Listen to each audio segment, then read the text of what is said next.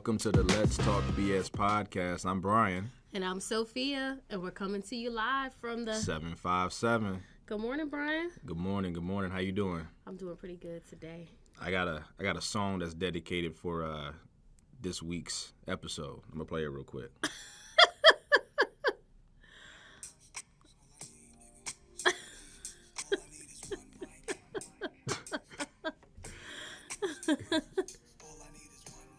Everybody hear that? All right, I'll cut it off. Yeah, all we need is one mic. Yeah, we having some technical difficulties this morning, and we're limited to just one microphone. So hopefully you can hear us loud and clear out there. But yeah, like my man Nas said, man, back in the early 2000s, all we need is one mic. That's right. Yeah. One mic. All right, guys. So we had an eventful week. Yeah. I know that we always like to start off the week with what we did personally, just to kind of relate to our audience. But this week was definitely a week, at least for me. I was about to say, more so for you than me. Yeah. You know, it was kind of regular scheduler for me. But for you, I think you had a lot going on. I did. Yeah. So after the podcast last week, I think I kind of talked about, me leaving the podcast and pretty much going to North Carolina. So we went down to Charlotte Friday.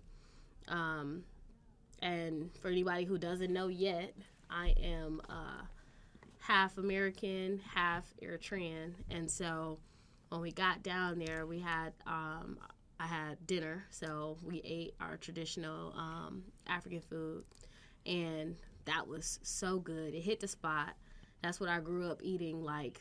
So you had it at a spot in Charlotte? I know you went to Charlotte. No, well, because we got in kind of late. Yeah. My cousin actually ordered it in, and so we actually ate out at her house. Gotcha. Yeah, but she got it from a spot I'm saying in Charlotte. Okay. Yeah, all right, cool. Yeah. Cool. We wouldn't listen. We wasn't about to cook it because it's a very strong smelling food. So. Yeah, I remember last time I went to Charlotte. It's been a while now. Last time I went to Charlotte actually was All-Star Weekend. So this was probably 2019, I want to say, down in Charlotte because there was All-Star Weekend then. And I got a cousin that lives down there. And then Brooke, my wife's friend, she lives in Charlotte. And so it was pretty cool because we saw my cousin, saw his family. And then we went to her house, my Brooke's friend. And she actually made, she's Ethiopian. And she actually made us some African food, it was really, really good. It was really good. And I'd asked her, I remember if there were any places. She said that she had seen some or heard of some, African places there in Charlotte, but she said she just likes to make it herself. So a lot of times. So yeah. So I was just curious to see if. But my cousin, she lives in an apartment in Uptown, so when you cook that food, had a whole jank cranking. Yeah. You're going to smell it for days. Yeah. Let's start there. Yeah, that's true. And then the hallway, everything. I mean, it's not as bad as making the coffee. Mm-hmm. But, yeah, I remember growing up, and like if we wanted to go out that night and our parents were cooking or making coffee. Yeah. Because they drink coffee more so in the evening. Yeah. We would, like, get dressed and then run out. Like, it was like we did a 100-yard dash through the front doors just so our clothes wouldn't smell. Yeah. Yeah. So, that's funny. Yep, we had, she hooked it up, too. You know, like the Eritrean restaurant here, you go and you get, like, plates, right? Yeah. Here, they actually put it in, like, little clear containers, and you have more for like seconds and thirds and stuff. So we literally spent $100, and that food lasted from Friday to Sunday, and we all ate multiple times. That's good. So restaurant hands down was awesome. I would definitely go back there again. That's cool. So we did that next morning. Woke up, and we actually took the kids to. It was a museum. It was a kids' museum, but I think that it was based around STEM because it had like a lot of different things that you can do or that the kids could like ride on or even play with that was like more scientific. Okay. They had a planetarium like almost like theater where you can go in and see the stars and stuff like that. And then they had like a kids escape room where you can go Then they had like artifacts and things that were from, dug up from years and years ago. So they had 3 different levels, and it was huge. They had a bunch of fun. So then we left there, and we went to have brunch in Uptown somewhere. And we went to this restaurant, and as soon as we sat down, Carter was like, I am tired. And he came and sat next to me. I was like, okay, just put your head on my lap. And I swear, 2 seconds, he was out. Wow.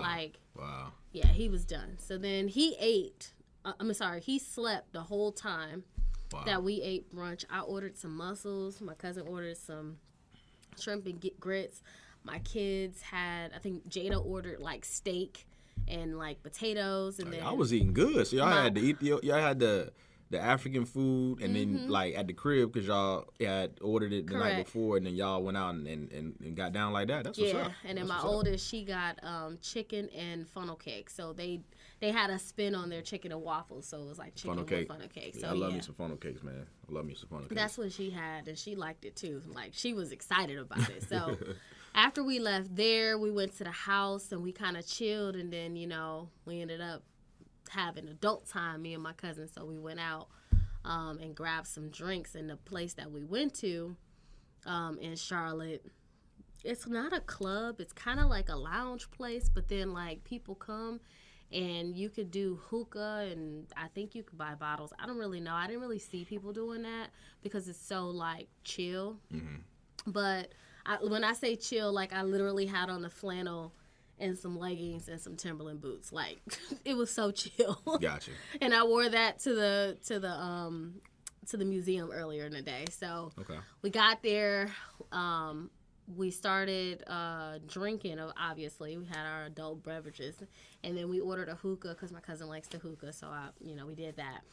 And next thing you know, we just started having fun. I made a connection with a real estate agent. Well, actually, I made a connection with someone who was sitting next to me, and then we were talking about like our careers. And our waitress, she was like a banker for a local bank, and so we were talking to her, and we were talking about like what we do. And then the guy was like, "Oh, you're a loan officer or you're a mortgage banker?" He was like, "I got an agent. She's pretty popular here." He was like, "I'm gonna call her up here." So he called her and she came, and then we connected. So it was real cool. Like, it was a nice time. So then left there. The next day, I woke up because I hadn't adulted like that in a long time. Probably was feeling like how Carter felt the day before. Right. I woke up at 11:30. I ain't woke up. Hold on, you said 11:30 in the morning? Yes. Sheesh. I haven't woke up at 11:30 since I was in my early 20s. So I had a time. So we had a time last night. That's all we kept saying on Sunday. So we did that, and then we headed back.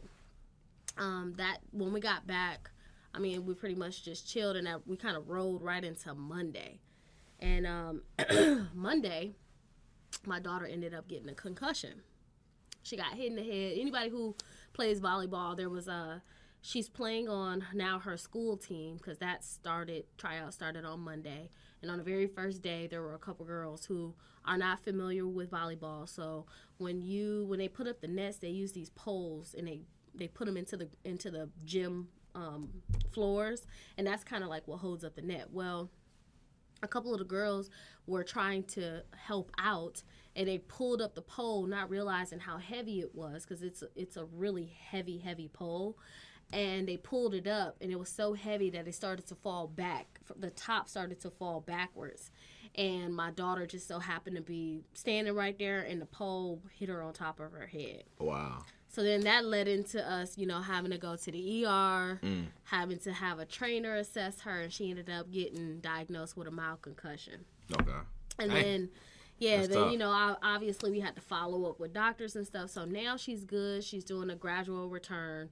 And even though she couldn't try out, she still made the team. So that's good. That was a good thing. I'm trying to think what else happened. I had my first chiropractic appointment this week. How was that? So we get there, and he's like, we do like we had a group introduction. So anybody that was new, that was going to be their first day. He kind of like talked to us about you know, the what it means, and you know how it can help you and your plan, and how long you should get it, how often you should get it done, and things like that. Then we broke out into these different sessions where we would go over our individual x-rays, and we would go over like our individual plans. And so after that was done, I ended up getting my back done, and you know, my neck and all that stuff, and I was actually kind of scared. I ain't gonna lie to you. I remember you mentioning that before. Yeah, I was laying on the thing. It wasn't that bad though, right? It wasn't bad, right? It was not bad at all. Yeah. But laying there, you know, he put his hand around my neck and then did this thing, and I was just sitting there trying to loosen it up a little bit. And yeah, I was like, but it was the noise more than anything. It's just like going to the dentist. Like, I don't have no fear of the dentist. Like, do whatever you want to do. It's the noise that bothers me. So I can understand that. Got that done.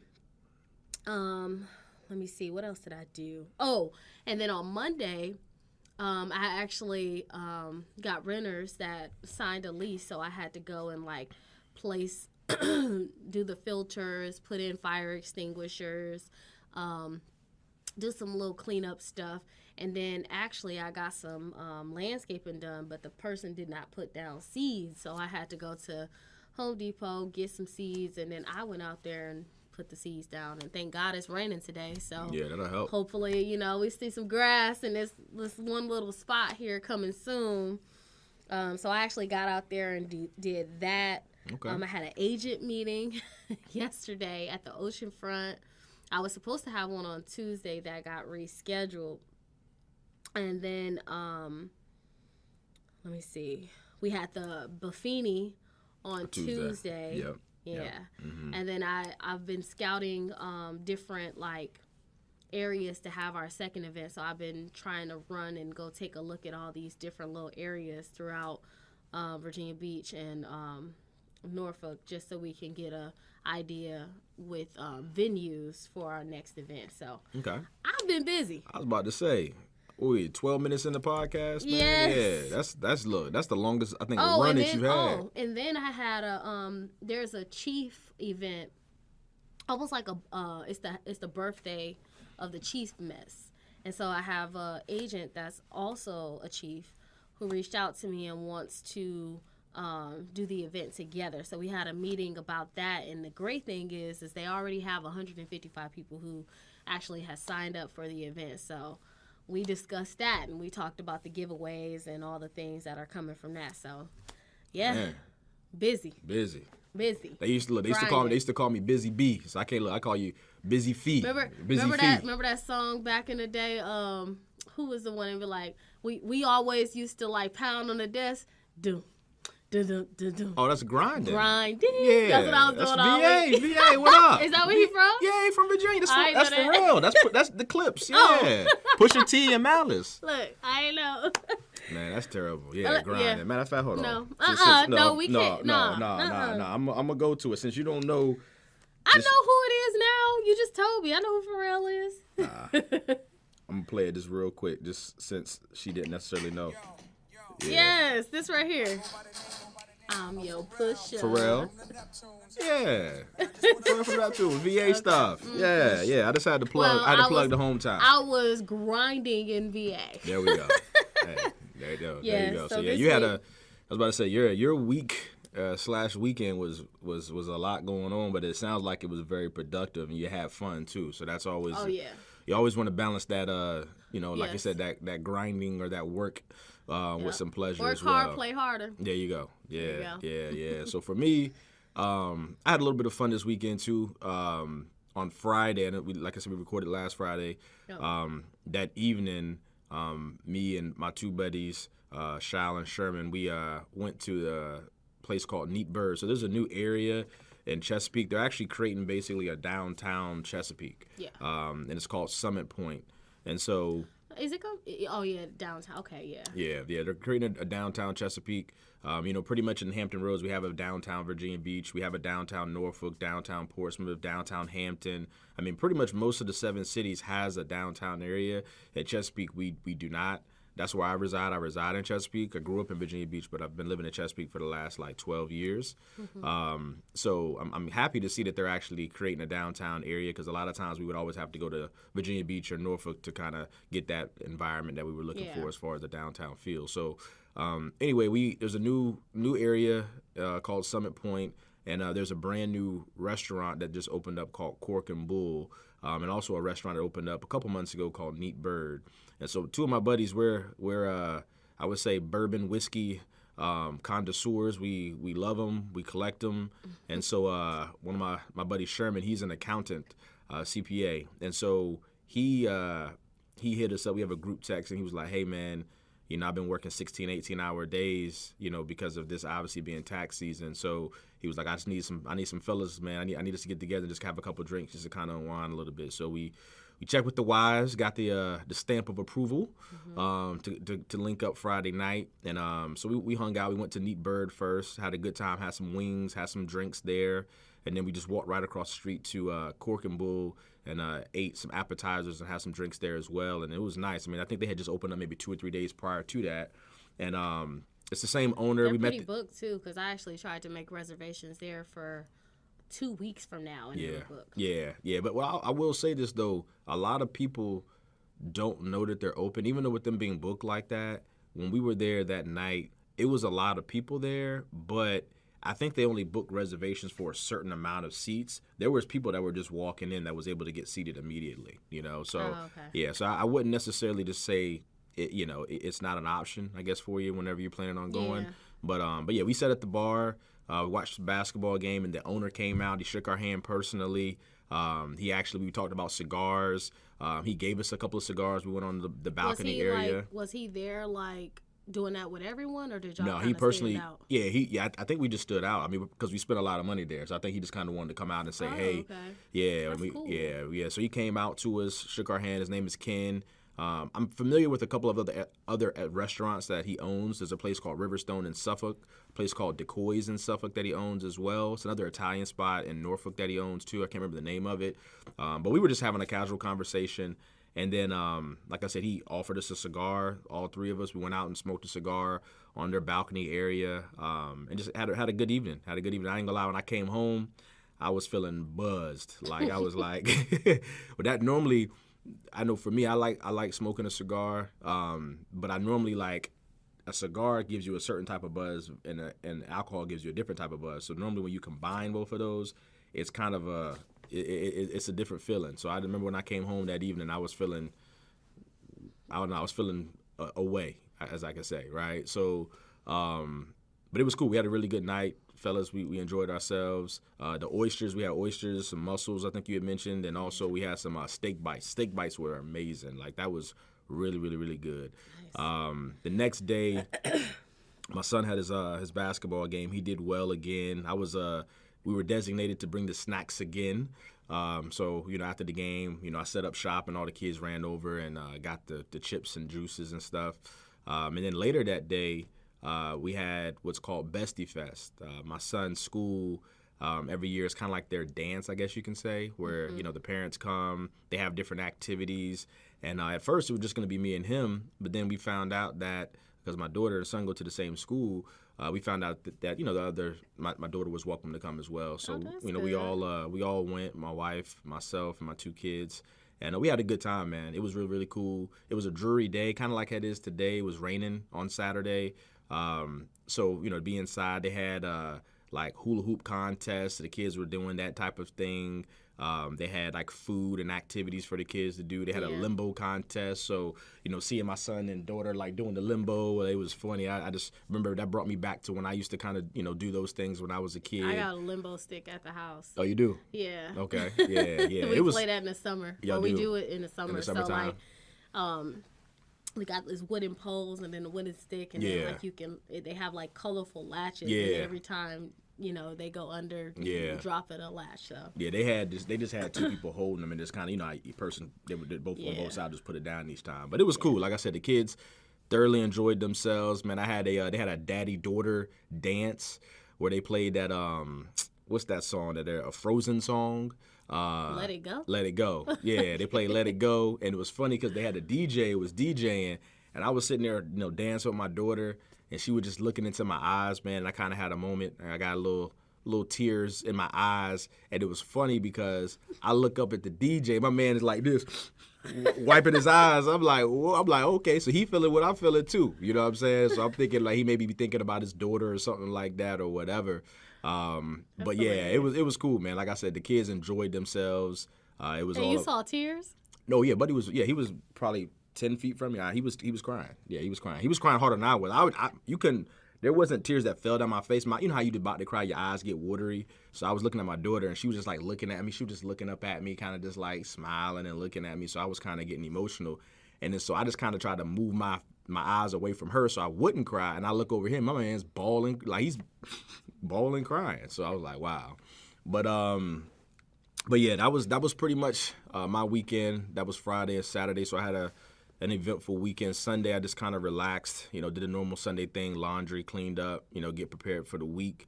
My week has been pretty regular, I guess you could say. I mean, Monday, it was the end of the month. So Monday, I had Tuesday was the end of the month. So Tuesday, I had 2 closings.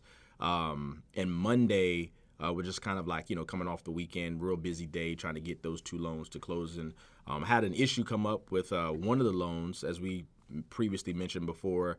Sometimes things will come up in the 25th hour, but we were able to problem solve and, have the buyer close on time. And he was very excited about that. So it was good to close out February. Had a really good month as far as numbers wise. So I was excited about that. Actually got a couple of ratified contracts this week, so March is looking up as well. I know things are a little bit slower in our market, but like I said, been able to get some deals closed, so I'm excited about that. What else happened this week? I feel like I'm missing something. I don't know. That might be it. I know you're the one that had all the things really going on for this week. Yeah. Oh, yeah. Yeah. So yeah, I mean that was pretty much my week in a nutshell. What else did you have going on? Anything else coming up at all, or that you had this past week?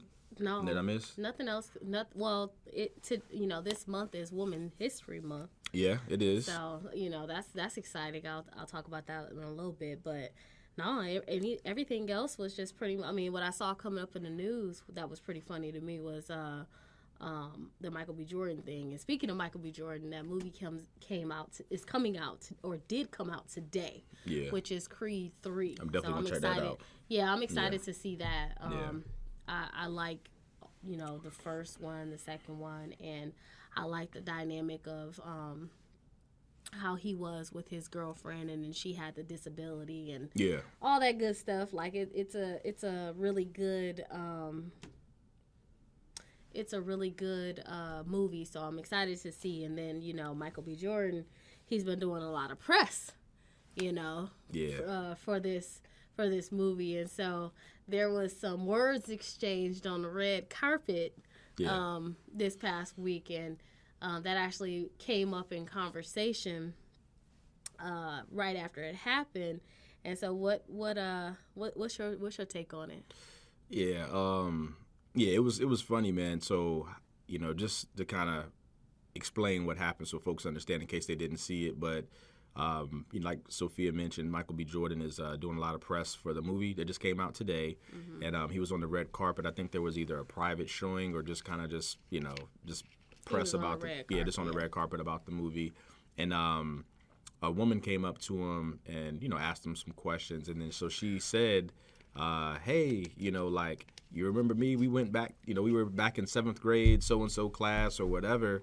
And you could tell Michael B. Jordan's demeanor kind of changed. He kind of had like a little look at her like that. He kind of, if people are looking out there on YouTube, you can kind of see how I'm looking. Kind of had like a little look like that.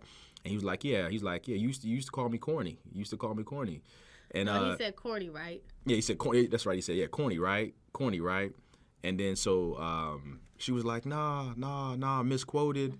And then she said, she said something else after that or whatever. But definitely misquoted. Yeah, she said definitely misquoted. And she was just like, nah, it's not. Basically, she was saying like, nah, it wasn't like that. Say that. Yeah, she said it wasn't like that. I didn't say that, definitely misquoted. Yeah. She was like, nah, it wasn't like that or whatever. So there was a big, I guess, uproar. Not uproar, but just a lot of conversation. I know the next day or 2 days after that, Joe Budden had some comments about the situation. He said because the woman, she was a black woman, he said if the woman was white, he wouldn't have acted like that. He wouldn't have said that to her. And so there's been a lot of conversation about it. My personal feelings about it is, she and him obviously known each other from a while back. And it sounded like, at least the soundbite that I heard, that, she had some jokes for him back when they were younger, which it happens. I mean, people joke you. It is what it is. And when he saw her and she brought up them, obviously knowing each other from way back, I think that kind of, triggered him in saying like, hey, yeah, I mean, I remember you used to call me corny. And me as a guy, growing up, I remember being called, names, being called corny and stuff, and, being called whack. But it's cool, because it's funny, because it's like a lot of the people that would call you that, because, like there was a certain way of being cool, right? Everybody wanted to be cool. Everybody wanted to act a certain way. Mm-hmm. And so if you were different from them, right, then you were looked at as being corny or whack, right? And so I remember I remember to this day, I'm 36. I remember people that called me that when I was younger, like, and I still, like, I wouldn't say walk around thinking about it, but if I see that person, it would definitely bring me back to those situations. And so I can understand how Michael B. Jordan reacted in that situation, as far as saying, hey, yeah, I mean, I remember you used to talk about me. You know what I'm saying? So that's my personal opinion, but I know that there's been, I don't think color played a role. I know a lot of times when people have conversations, they always bring up the race card. And to me, sometimes it's warranted. A lot of times it's warranted. I don't think this had anything to do with her being black or white. And, I know a lot of times, I know people not going to want to hear me say this, but, especially, we do, go at each other way too much, us, black folks, but I just think that this was just honestly a situation where it was a situation where you had two people who had history, ran into each other. Obviously, there were some words that were talked about beforehand, and Michael B. Jordan, to me, anytime that you joke or talk about somebody, they have the ability to react however they feel so, right? Mm-hmm. Especially if you're coming at them in a negative way. And it sounds like that there was some negative words that were shared. Don't know exactly, wasn't there, but I mean, he had a little, little pettiness in his remarks, or the way he acted in the situation, and it is what it is. I think they both handled it honestly fine. So you feel like it was warranted? I do. Yeah, I do. Okay. I do. Yeah, I feel like it was warranted. I completely disagree. Yeah. 100% disagree. Yeah. I don't feel like he should have addressed it on the red carpet. I do feel like he came for her. And I personally feel like if he came, it's all about context, because we don't really know if he was addressing when they were kids or if he was addressing the interview that she did. Because she was recently on she did an interview, or I guess she's a podcaster or something like that, and she was talking to someone, and basically she was stating that he was a corny kid growing up. And she was like, but that's not a bad thing. She didn't say that it was like something that was horrible. She just was like, well, that's just what it was. And that was the word that was used. And so the person that she was speaking with was indicating that corny was pretty bad, right? And so when Michael B. Jordan walked in past her and she was talking to him, and he said corny, right? He never said what time frame he was referring to. And so B took it as it was from when they was kids. Well, that's what she said. I took it she just said that we go back, way back to we was kids. She never said anything about being corny. Mm-hmm. And he only said corny, right? So it could have been the interview that he was referring to, in my opinion, or it could have been when.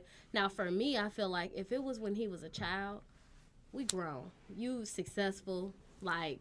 But success, just because you're successful doesn't mean that you don't feel a certain type of way about how when someone says something to you. But people talked about success doesn't erase none of all of that. People talked about me and my forehead. I have a big forehead. Y'all probably can't see it too much because of my hair. They can see it. See what I'm saying? You see? Y'all see what I'm saying? I got talked about I grew into my forehead. Like, just imagine me being 150 pounds lighter with this same forehead. Like, I walked around looking like E.T., for real. My head was huge, right? Yeah. Was or is? Which one? See, still, like, right? Yeah, Still. but you told me you cool, so I can do that with you. I'm just saying everybody's not like that. That's what I'm trying to say. Like, Go ahead. So listen, back then, it used to really bother me. I thought like, dang, why I gotta have like the big forehead and the skinny body, right? Mm-hmm. It used to really bother me. So then when I blossomed into being what I am now, that none of that stuff that happened when I was a kid, it doesn't like dictate me now. Like, I'm not like worried about any of that. And even if I saw the people who used to talk about me, I wouldn't care, because I'd be like, okay, well, look at me now. I still got the big forehead, but I'm sure now you've tried to either talk to me or but see what you're saying. I mean? You like, just I said, blossomed. He blossomed too, obviously. But what you just said, you said, "Look at me now," right? So that was him saying that. That's all he said. Not really. That was what he said. I mean, he said corny, right? Like, look at me now. Like, I'm. But like, I I'm wouldn't corny. say that. It would be more so like okay, like. But he didn't say. That's what I'm trying to say. He didn't say he didn't. Corny, right? He didn't like say. He had a toot about it. But like he a said. Little toot. What I'm saying is, he didn't say, "Look at me now." You just said yourself that. You know, like a guy, I guess whoever probably tried to holler at you. Like, now you feel like you have surpassed, you've blossomed.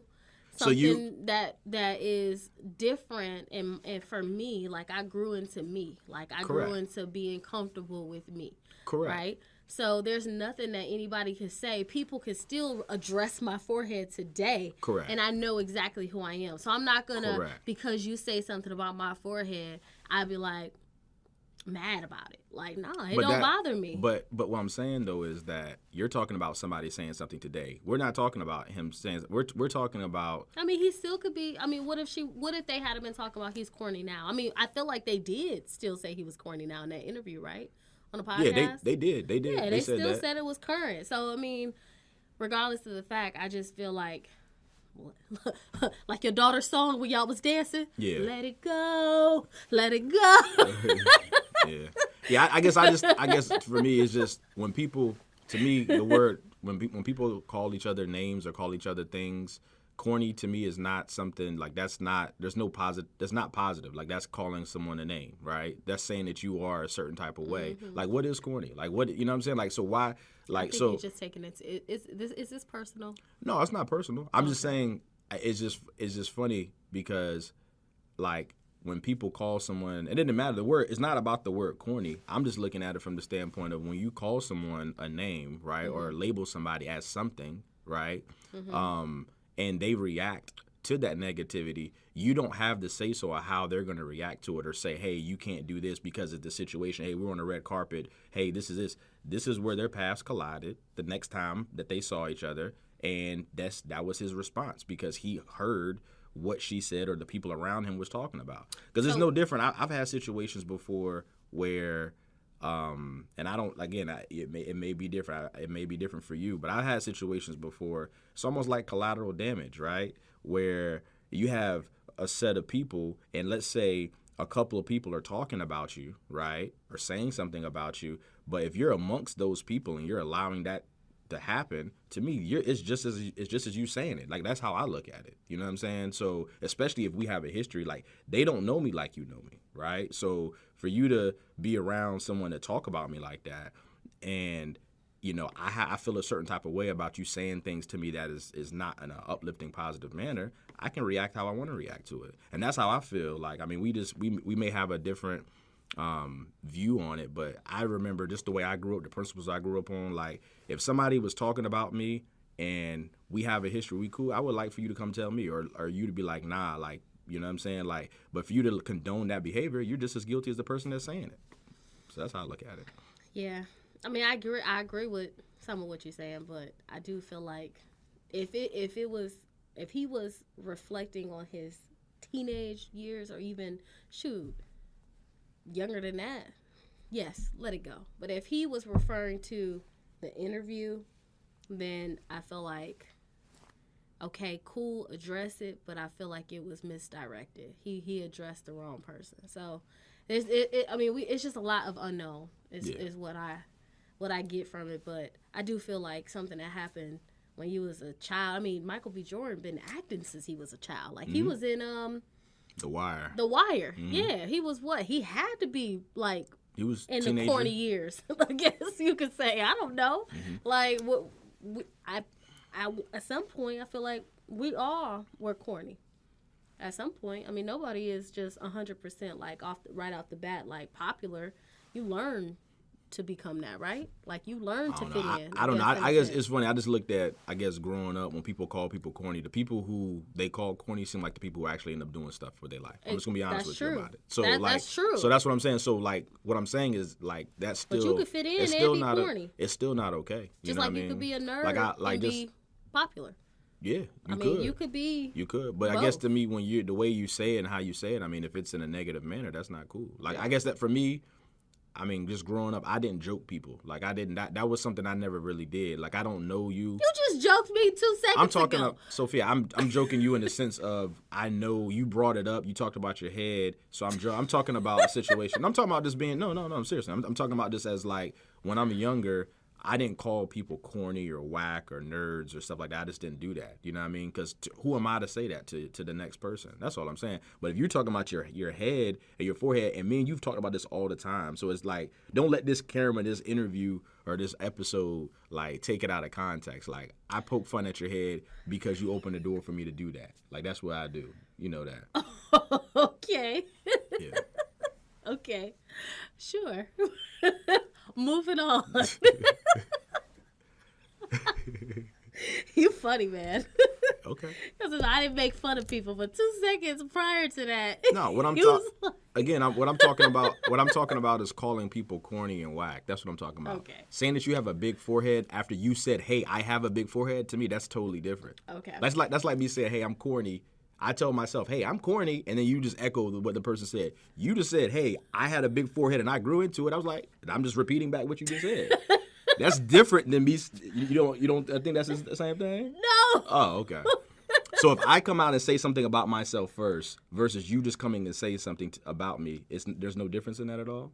I mean, you still talking about somebody. I mean, the definition of just because I address something about me doesn't give you the right to talk about me. But talk about you, okay. Or say it about me. You know what I mean? Okay. I guess we just look at that differently. Exactly. If I say I got a big head and somebody else says that you have a big head, to me that's not talking about somebody. If I've already put it out there in the atmosphere and addressed it. Okay. Like talking about somebody is saying something negative about them, like. And there's no, you know what I'm saying? Like, that's how I look at it. But again, it's different. I know that Michigan thing is different from VA. We in VA, it's a little different here. So. Yeah, it's a little different because y'all think about that. What y'all think? Tell us what y'all think. Because I said, I don't know if y'all can see because of my hair. You was like, that ain't gonna hide it. It's basically what you was trying to say right off the bat. That's not what I said, though. Okay. Anyways. So the month of March started March 1st.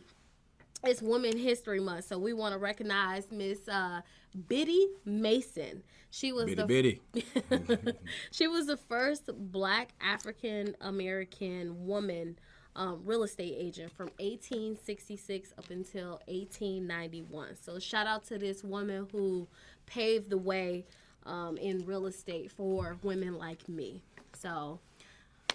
Hopefully, every week we can give a shout out to someone in this industry that's a woman that paved the way for us and kind of started this all. So, shout out to Miss Biddy Mason. Shout out to Biddy. Yes. Biddy and her family. Yes.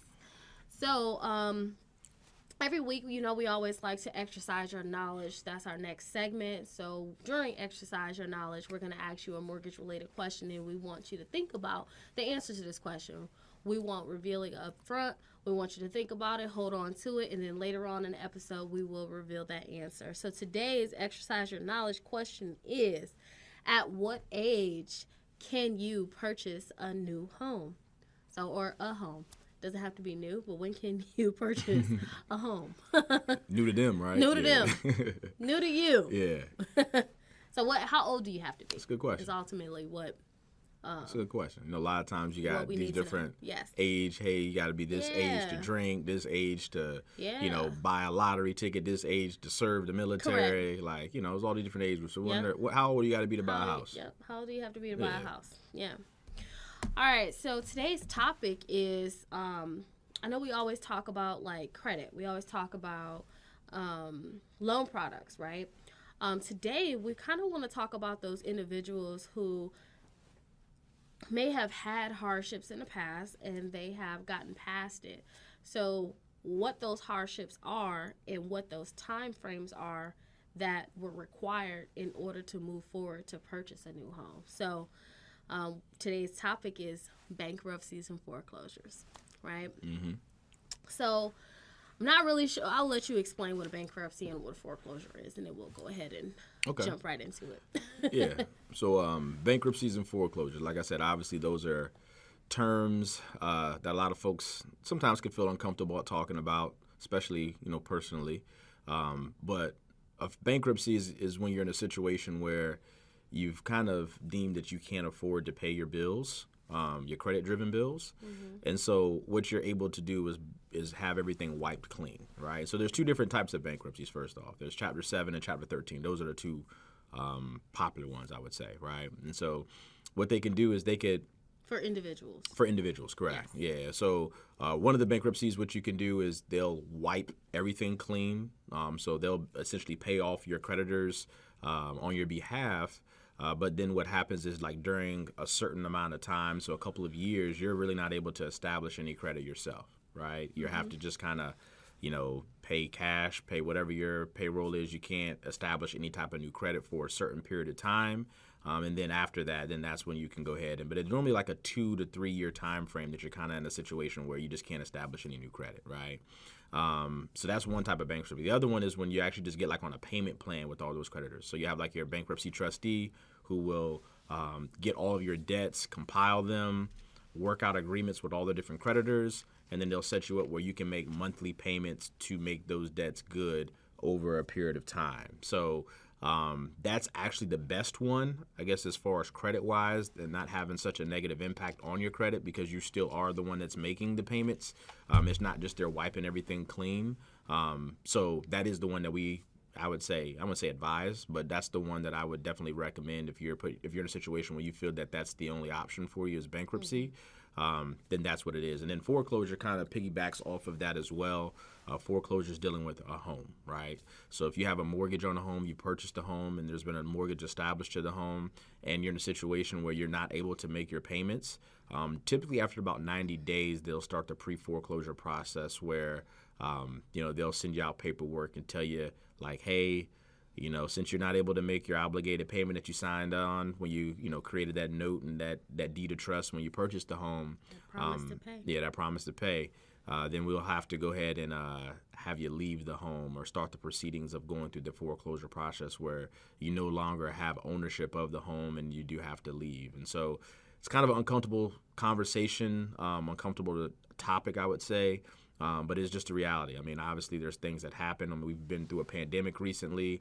I mean, there's a lot of things that happen to negatively impact folks where they're not able to make their mortgage payment. And those are two of the things that we typically see. So when we're evaluating somebody and someone's applying for a mortgage, there's a section on their credit report that we look at, and it'll tell us if there's been any type of bankruptcies, if there's been any type of foreclosures, any short sales, judgments, any deed in lieu, any collections. It's the derogatory portion of your credit report. So, it's something that we wanted to talk about today just because I feel like it's almost taboo in the sense that a lot of folks don't talk about it. A lot of folks don't know what the different stipulations are and the different time frames on things. Because for me, instead of just saying, hey, I can't pay my bills, let's file bankruptcy, I think you should, kind of have a plan, right? Kind of say, okay, hey, well, if I want to buy a home in a couple of years, then, hey, I can go this route or I can go this route, instead of just doing something without kind of knowing what the follow-up is after you do it, right? Because when you file for bankruptcy or foreclosure, that's something that can impact you, like I said, for the next 3 to 5 years in most cases. So and you have to be prepared for that. Yeah, you definitely got to be prepared for that because that can impact you on several things. I mean, if you're trying to get married or try to buy a car and something all those things could impact you, if you make the decision to do that. So you want to make sure that you understand that those things will be impacted and make sure that is the absolute best thing for you to do in that situation.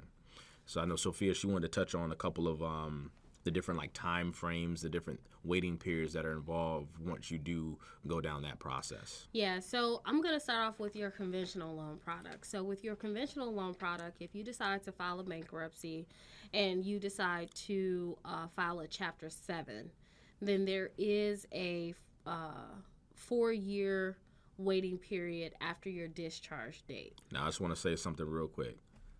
Like Sophia just said, discharge date. That's the most important part I want you to hear right there is because, and I'll explain what a discharge date is and I'll let you jump back in, Sophia. Okay. A discharge date just means that that's when the bankruptcy process has been completed, right? So when they've discharged the debt that you were obligated to pay before you filed bankruptcy, right? So it's not when you file bankruptcy 4 years from that point.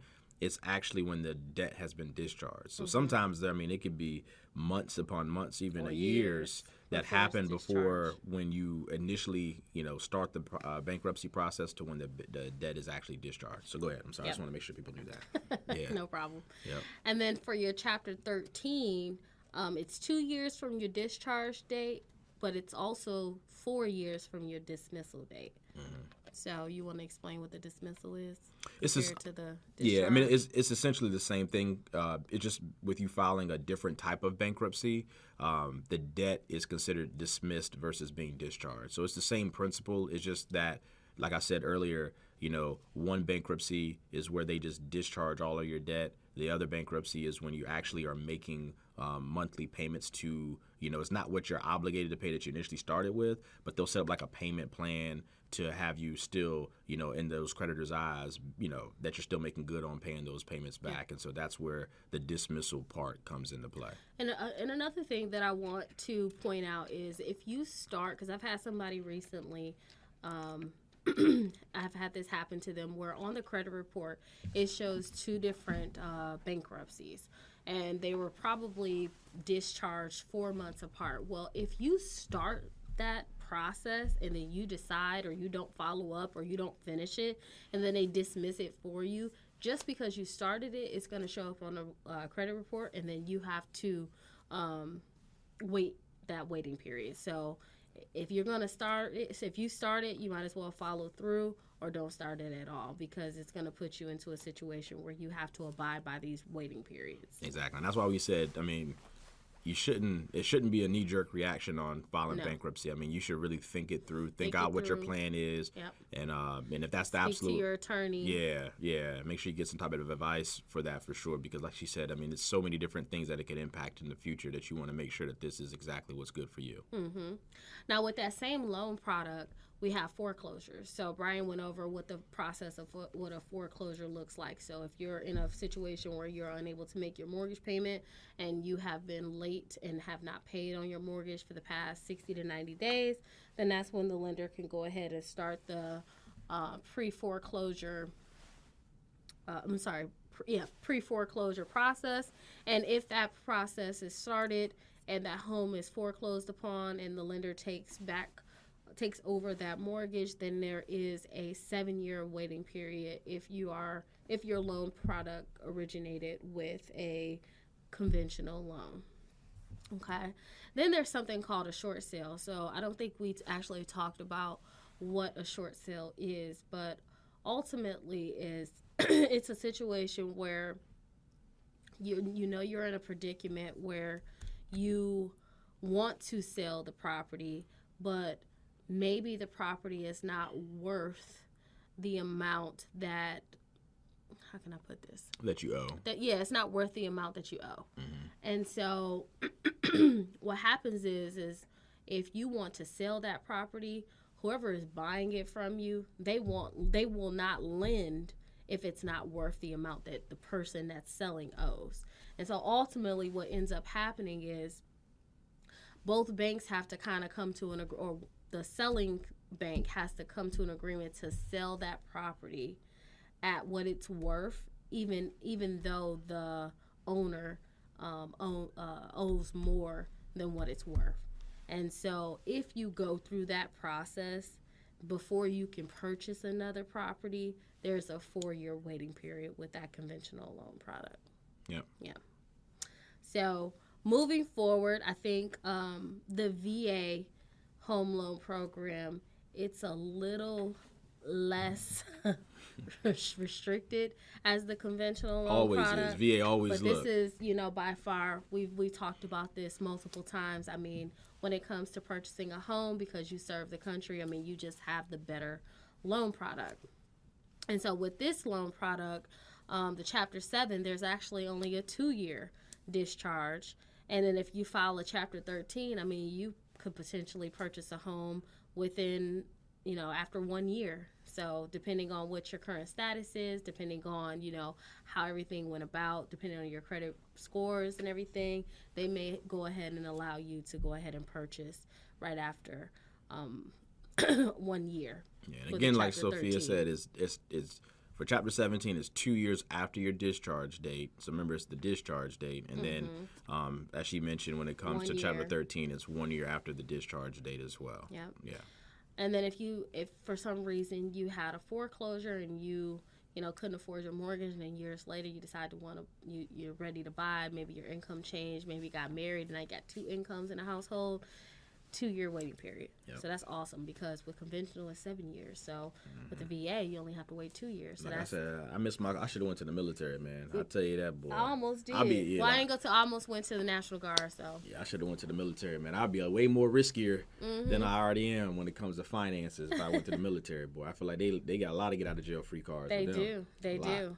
And then with a short sale, the VA, I mean, if you show 0 late payments within the last 12 months, I mean, there is no waiting period.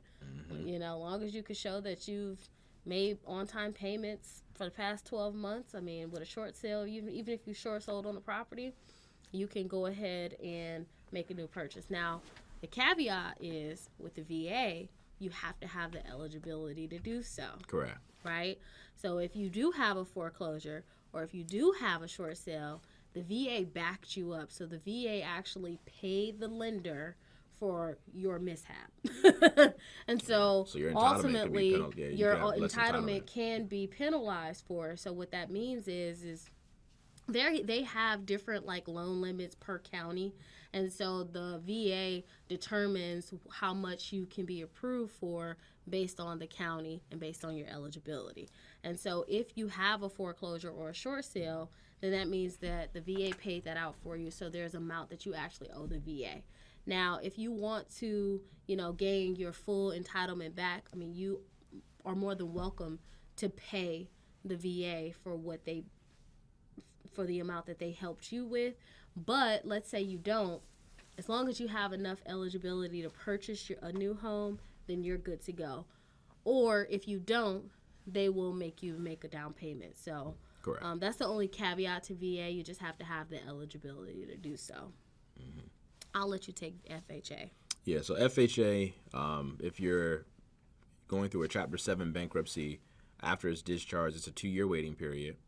Now, if it's Chapter 13, it's after 1 year of your discharge date, right? So again, that's why I said if you're in a situation where you have to file bankruptcy, it's probably better to try to file Chapter 13 if you're able to do so than Chapter 7, just because obviously the waiting periods are a lot less, so it allows you to reestablish yourself as far as utilizing credit in a much lesser time frame than Chapter 7 does, right? Because the Chapter 7 ultimately is the one that you wipe clean. Correct. And then the Chapter 13 is the one that you've actually made payments with. So correct. In the eyes of the lender, they're going to steer towards the person who was trying to make the payments themselves, because correct. That means that the ability for you to repay your mortgage is higher than correct. Someone who's looking to just basically get out of jail free card, right? Exactly. And then for FHA, if you go through a foreclosure, it's 3 years after that foreclosure has been finished. And then for a short sale, it's also 3 years as well. But if you've been making on-time payments with that mortgage, so if there've never been any payment mishaps or anything at all in the last 12 months, then you could actually not have to wait at all. You can purchase something immediately in that situation. So again, it rewards you for being diligent with still making your payment even if you're going through a tough period. Yes. Yeah.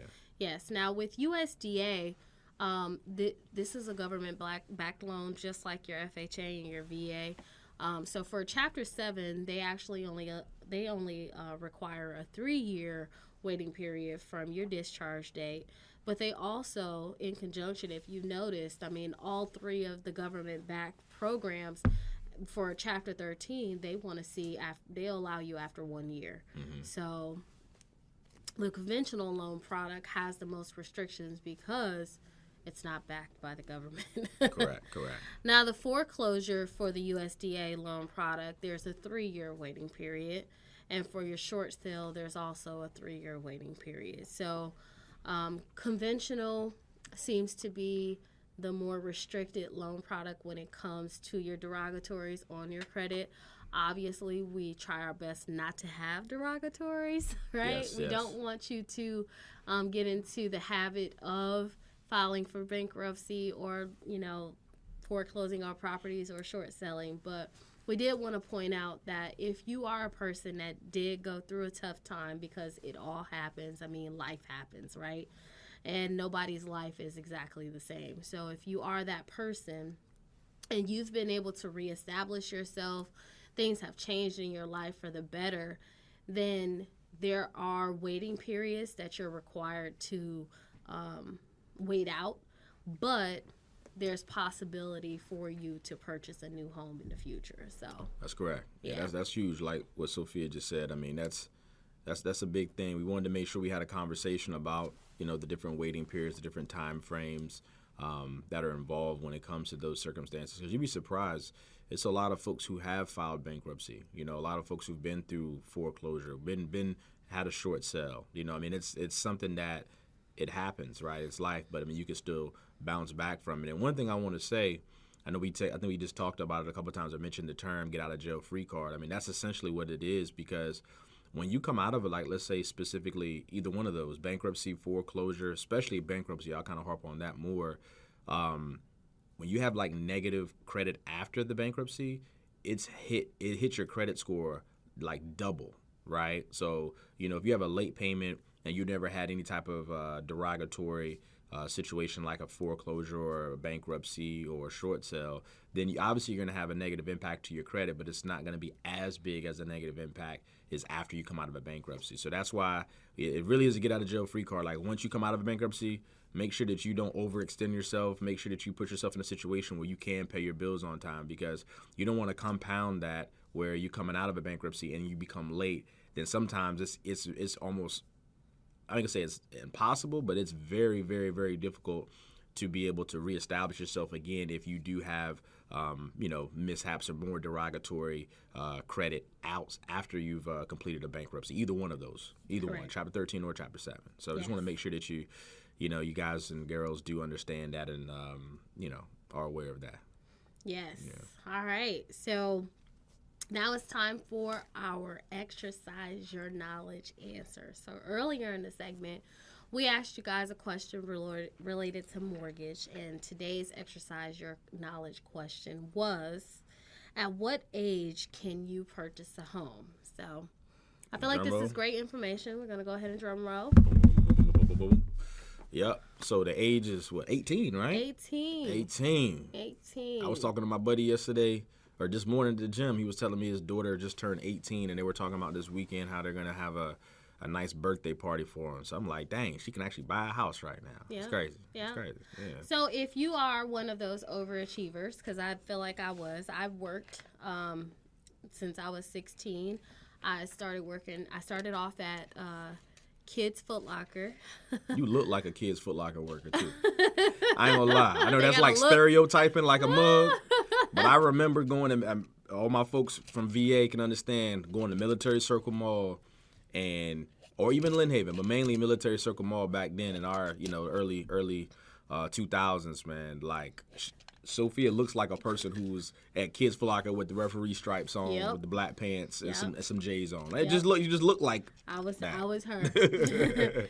So back when I used to work at Foot Locker, actually the mall that I worked in, I don't know, this goes way back, but we had Kids Foot Locker, Ladies Foot Locker. Yep, Ladies Foot Locker too. Regular Foot Locker and Champs all in the same mall. Yeah. We had an Athlete's Feet too. Athlete's Foot. We had that and Finish Line. Yeah, Finish Line. We didn't have Athlete. That was like in the in was the outside the shopping mall, shopping centers, center joints, not yeah. in the mall. Yeah, But yeah. Finish Line was in the mall.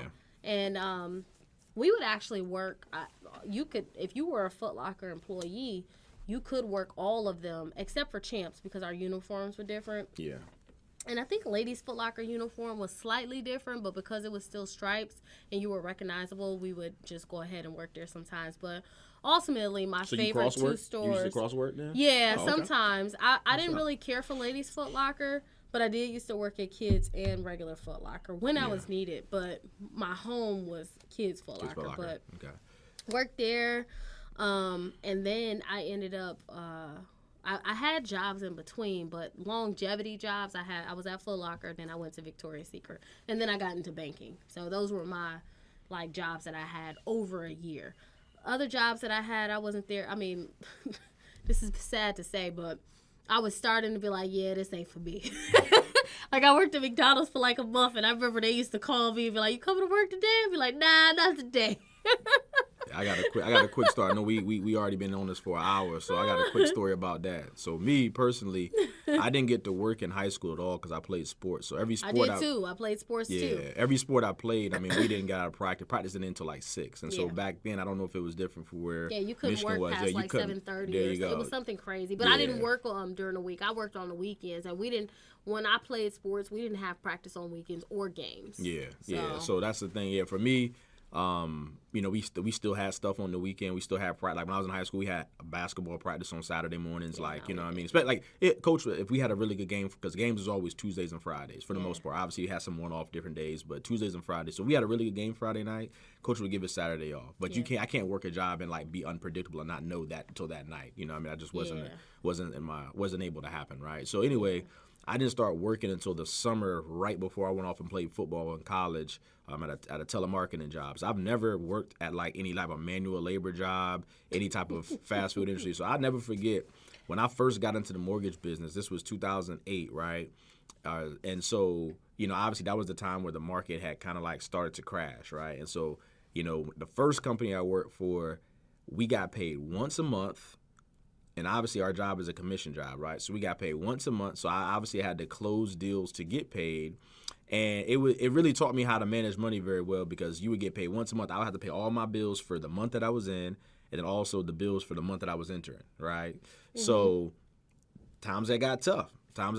It was a couple months went by. I didn't see no paychecks. I'm 22. I'm like, look, I need to do something. So my dad, the guy who used to work me out and train me, he knew a person who was the manager at Boston Market. And I used to like Boston Market. I used to eat Boston Market actually I ain't gonna say all the time, but I used to eat it was the only fast food. It was the only place that would give you I would say a dinner, you would actually eat dinner at home, it would give you that in a fast food setting, right? Yeah. So I never forget it. The guy hooked me up with a job. So he was like, yeah, you can come in when you get out of your office from working and mortgage stuff. You can come in here and work from 5 to 9. I was like, all right, cool. I can do that. That's easy, right? So I get there, and I'm in there. They showing me how to do everything. They showing me how to cut the chicken. They showing me how to, put stuff away and all that or whatever. Mind you, I have no experience other than in my house with my parents cooking and cleaning and stuff, right? So this is all is foreign, but it's not, though. I guess, it's simple, right? So I never forget it. We closed, and I ain't trying to tell nobody. The restaurant closed at 9 o'clock. So at 9 o'clock, everybody had to go and clock out. So they showed us clock out. They clocked out. And then right then and there, they're like, okay, we're going to start cleaning up now. And we cleaned up that restaurant from 9 to 10:30, 10:45. So an hour and a half.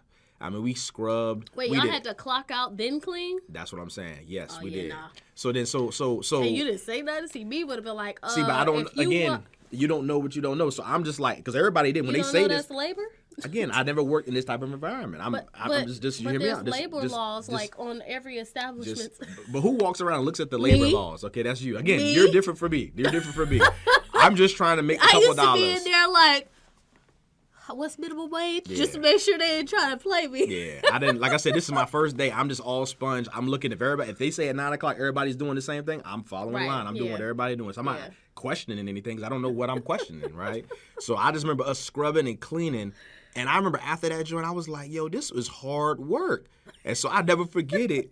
The next day, I never forget it. I was eating oodles and noodles. I was at my office doing a mortgage thing, same thing I'm doing now.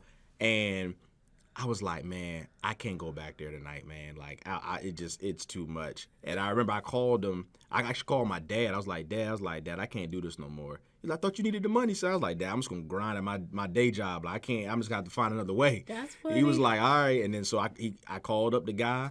I hated it because he looked out for me, and I had to tell him, like, hey, man, it's just not for me. You know what I mean? But that made me work, like, super hard at what I'm doing now, and obviously it paid off, man. But yeah, I never forget that. That's hilarious. Yeah, literally one day. I worked one day. You worked 1 month at McDonald's. I worked one day at Boston Market. I don't even know if they gave me a paycheck. I don't even know. But I literally worked one day. You know what I'm saying? Yeah. I remember McDonald's, man. I just was like, yeah, nah, this ain't for me. I think my homegirl, my very best friend and her sister worked there, and so they used to talk about it like it was lit. You know what I mean? No, McDonald's was cool. I would pull up. We had people who worked at McDonald's. We would pull up and like kick it with them while they was working. Yeah. So that was the thing. I couldn't do it. We can get you a job, and I was like, okay, give me a job. So I did it a couple times, and it was funny because my cousin parents, like they went to because we got family literally all over the world. Like I got an aunt in London, an aunt in Rome. 2 of my uncles still live in Eritrea, and I just got family everywhere. So my cousin's parents went to Germany for the summer. Like they left us the crib.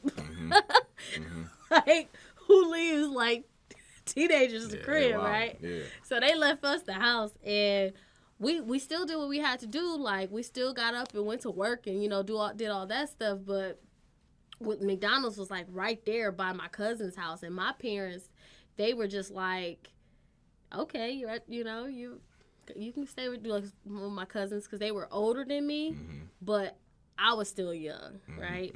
And so I used to get up, go to McDonald's, and then one day I just was like, man, listen, y'all want me to come here at 5 something in the morning because I would work the breakfast shift. So I'll be gone by 10:30, I think breakfast was done with.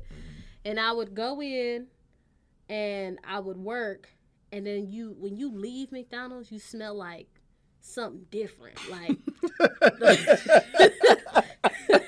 I don't know. You smell like something different. Listen. Oh, man. McDonald's might smell good when you roll it up and you get them fries and that thing smell good, but when you sitting in it, oh, man, you smell like trash when oh, you my leave. gosh. That's crazy. And I used to just, because back then I wore, my hair kind of similar to this where I would wear it down, and I was like, you could smell it in your hair. Like I was like, yeah, y'all ain't paying me enough for this. And Foot Locker was paying me like $2 more than women because, McDonald's always paid minimum wage. Yeah.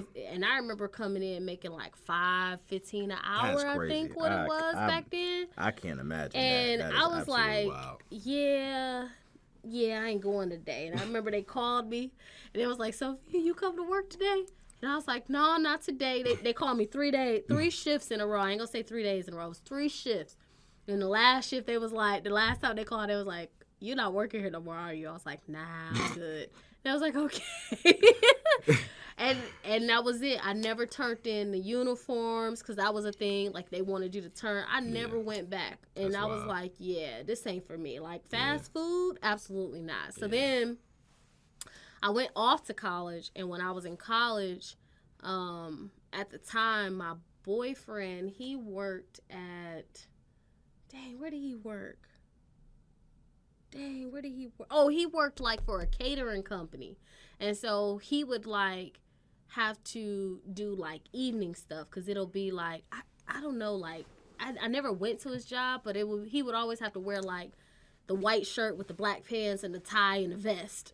They probably had events in the evening. Yeah. Mm-hmm. So he would do that. And so I used to be bored because he was at work. So I was like, let me go work at Victoria's Secret. I mean, that looked pretty nice. Like, they look like they got a suit on. Like, I just went there because they dressed nice. So I went, got the job.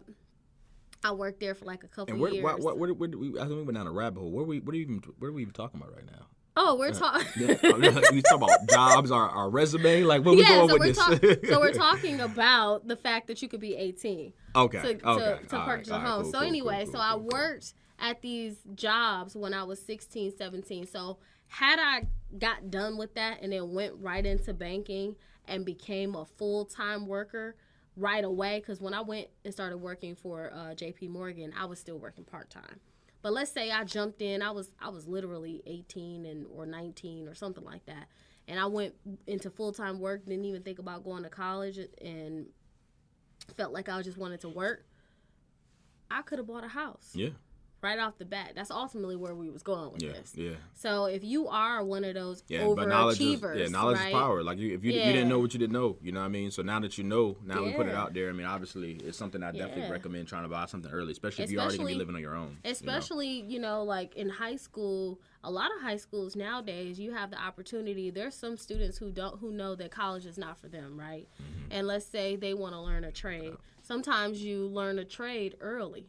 Mm-hmm. So if you decide that you want to learn a trade and you get out of high school and you start making real money, which can happen, right? Mm-hmm.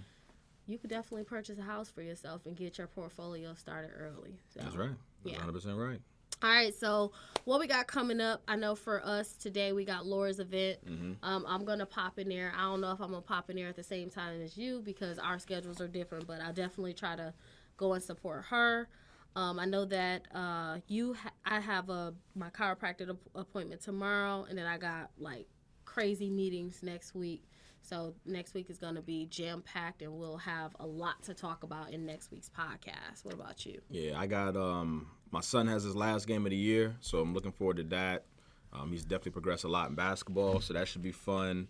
I also something I've been kind of keeping under wraps, but I mean it's still in the beginning phases of it. But me and my buddies, the guys I always mention, we're in the process of opening up a cigar lounge. Oh, that's dope. Yeah. So in that same area, in that Summit Point area, we've been talking to the folks there, and we have a location that we're pretty much nailed down. We want to get. So we're kind of just finalizing all the stuff, making sure we do our due diligence, man. But yeah, hopefully by the end of this year, we'll have a cigar lounge in that Summit Point area, which is considered a downtown Chesapeake, and we think it's going to be it'll be a really good opportunity. We don't feel like anyone out there has a cigar lounge like how we're going to have it. I mean, you have places where you can kind of come and smoke cigars, but not like the experience that we want to put out there for folks, man.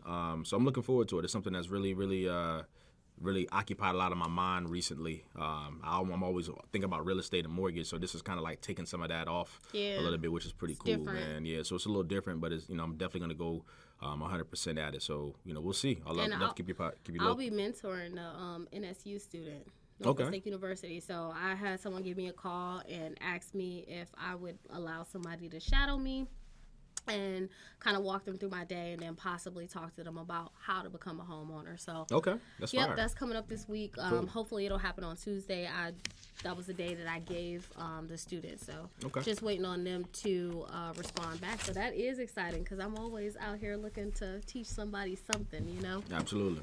So you always know that we like to leave the podcast on a positive note, and so we always give you guys the quote of the day. So today's quote of the day is, being broke is hard, being wealthy is hard, choose your hard. Yeah, simple as that. Simple as that. So each one of them is hard. We work hard. Our days are jam-packed. We got families. We got kids. Being broke is hard. Not knowing where your next meal is going to come from. Everything's hard. So you just need to choose which hard is for you. There you go. Yep. I have nothing to add about that. She said it right. Yep. So that's all the time that we have for you today. Please follow us on IG and Facebook. Mine's, of course, is SKB_mortgage. Yep. And mine is Bryan_Royster, BRYAN_ROYSTER. Thank you for listening to our podcast, and we will see you next week. See you next week.